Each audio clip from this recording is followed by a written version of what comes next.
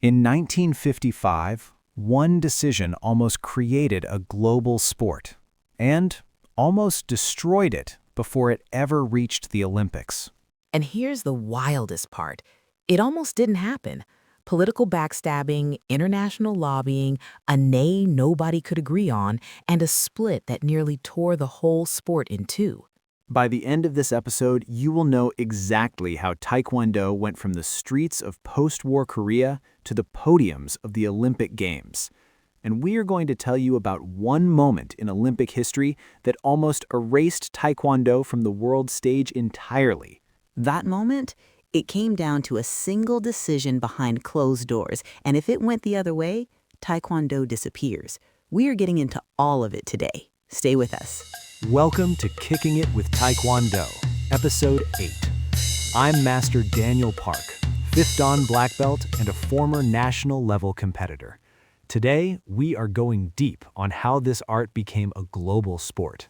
And I am Jasmine Rivera, Jazz, 2nd Dan black belt, sports media veteran, and the person in this room asking the questions you are all thinking at home. Let's get into it. Origins in Korea. Most people assume Taekwondo is ancient, thousands of years old, a timeless art passed down in some mountain temple in Korea. Here's the truth.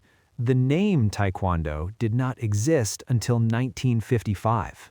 Wait, seriously? Because everyone I've ever met in a dojang acts like Taekwondo was invented at the beginning of time. And that is where it gets fascinating. Korea had a martial art called Taekyon, a fluid, rhythmic kicking art dating back to the Three Kingdoms period, roughly 50 BCE to 668 CE. There are murals inside ancient Korean tombs depicting figures in kicking and fighting stances. Pause for a second. Imagine learning your kicks from something painted over 1,500 years ago. Actual tomb paintings. So kicking people in the face has a long, proud, well-documented history? Essentially, yes. There was also subak, a striking art practiced widely among Korean commoners. These arts survived for centuries, adapted, evolved, and then everything gets disrupted. But then came Japanese colonization in 1910, and that changed everything. Right, the Japanese occupation. That lasted until the end of World War II. 35 years. The Japanese suppressed Korean culture, the language, the traditions, the martial arts. Koreans practiced in secret, and many were also exposed to Japanese arts like karate and judo. So when independence came in 1945, it was a cultural explosion. Exactly. Koreans wanted their identity back. 9 major kwons emerged in the late 1940s and early 1950s, each with its own style, its own lineage, its own fierce loyalty, and absolutely no interest in agreeing with each other. So it was like trying to get 9 different gym owners to agree on anything. Impossible. Multiply that by national pride and military politics. That is where General Choi Hong Hi enters, a Korean army general trained in both Taekyon and karate, with one vision: unify all the kwons into one national martial art that could represent Korea to the world. That is such a bold mission. One man deciding he's going to unify 9 competing schools. And he had the military rank and connections to push for it. In 1955, Choi convened a historic panel. Masters, historians, military leaders, government officials. They debated names, philosophies, techniques. They voted. The winner? Taekwondo.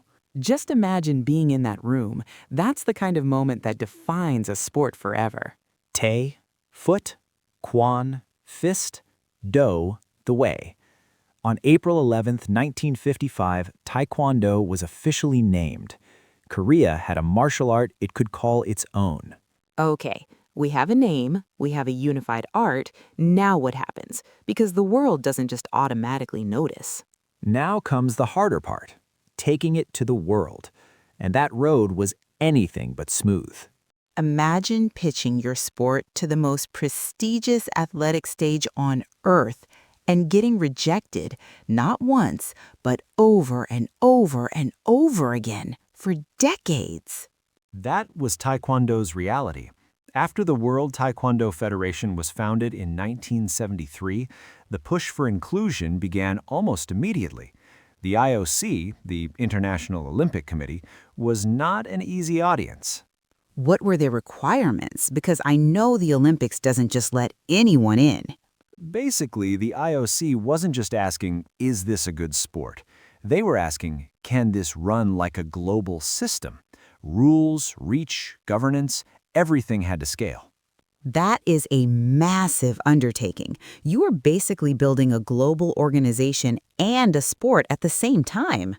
And the Korean government was fully in the fight. Diplomats carried Taekwondo into international forums. Presidents made it foreign policy. Demonstrations were performed for heads of state across Asia, Africa, and South America. Foreign policy through martial arts? That is honestly one of the most underrated diplomatic strategies I have ever heard. It worked, partially. In 1988, Seoul hosted the Summer Olympics. Taekwondo was included, but only as a demonstration sport, just a showcase, a very public audition. Ouch. After all that work, in your home country's Olympics, still just a demonstration? And here is the moment nobody talks about. After 1988, the IOC debated whether Taekwondo was too similar to karate to justify its own slot. They weren't just debating it, they were seconds away from killing it completely. That is insane. They came that close to just not existing on the Olympic stage? That close. But the Taekwondo lobby fought back.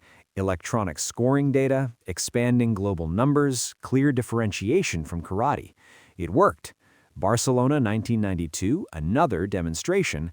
Then 1994, Paris, Taekwondo voted in as a full medal sport for Sydney 2000. The moment. That vote in Paris in 1994, that is the moment everything changed.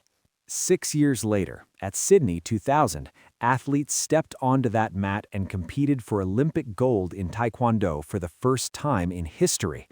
The world was watching, and it has been watching ever since. I genuinely got chills because it did not have to happen. It happened because people refused to quit. And this is where the story fractures. What if I told you that the biggest governing body in Taekwondo history had an acronym that caused them a serious international image problem? Oh, we are absolutely not skipping this. Say it, Daniel. Say it out loud.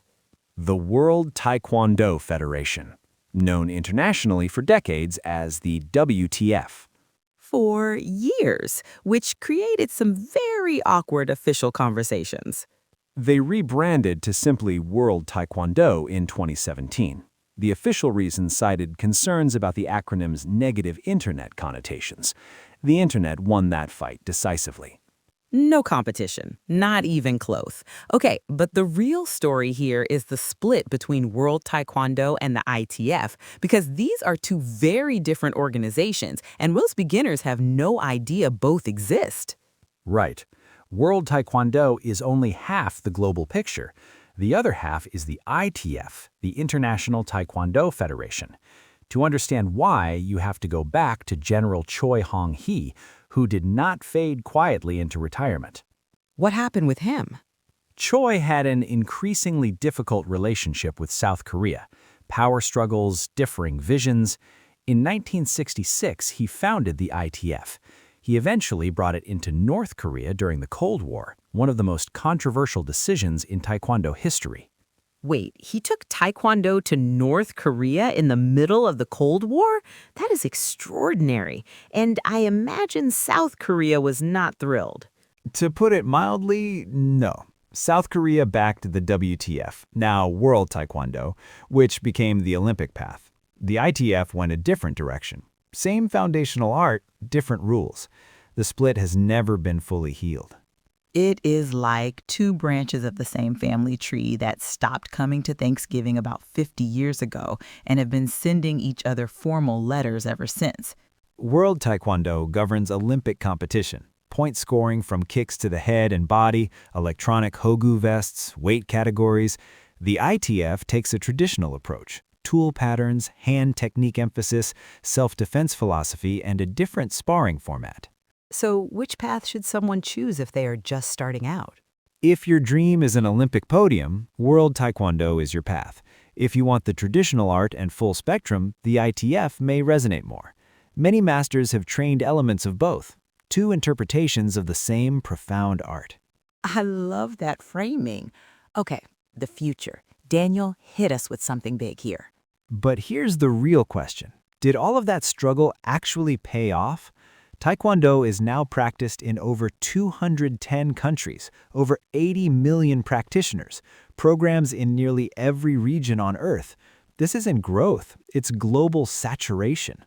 210 countries. That is more member nations than the United Nations had at its founding. Let that sink in for a second. And it has been used as a peace-building tool. Taekwondo training programs in refugee camps? That blew my mind. The Taekwondo Humanitarian Foundation runs programs in refugee camps across Jordan, Rwanda, and beyond.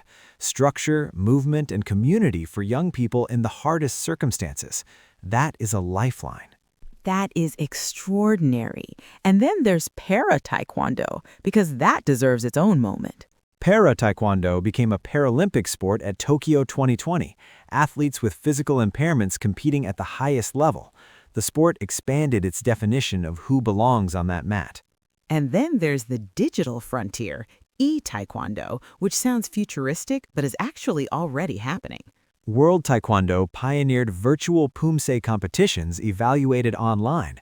When dojangs shut down during the pandemic, the sport adapted. Virtual tournaments, online grading systems, that resilience is a mark of a sport with a real future. And let's talk about the cultural reach, because the celebrity practitioners alone tell a story. Elvis Presley trained. Chuck Norris built a legacy from it. The influence is everywhere. Elvis Presley, a black belt. I cannot process that image, and I refuse to try. The art goes wherever serious people go. And here's the payoff. Why Taekwondo's near exclusion from the Olympics matters for every single person listening. Yeah, tell them. Every time you tie that belt, you're part of a story that almost did not get told. People fought for this, politically, diplomatically, physically.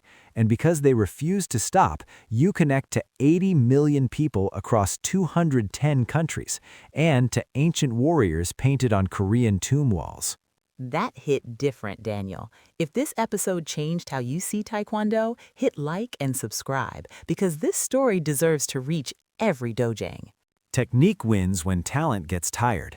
The technique of preserving this art across 70 decades took more persistence than any single competition. That's the real Taekwondo story. After today's episode, I know I appreciate what we have access to. All right, let's bring it home. From ancient Korean roots to political battles to nearly being erased from the Olympics, Taekwondo survived. And now it connects over 80 million people across the world. That is the real story. If you made it this far, thank you. Hit subscribe so you do not miss episode 9.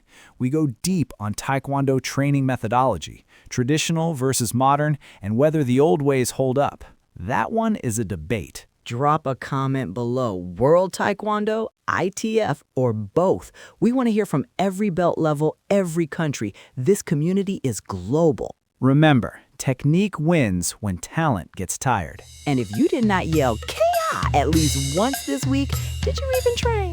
We will see you in episode 9. Keep kicking. You are part of the story.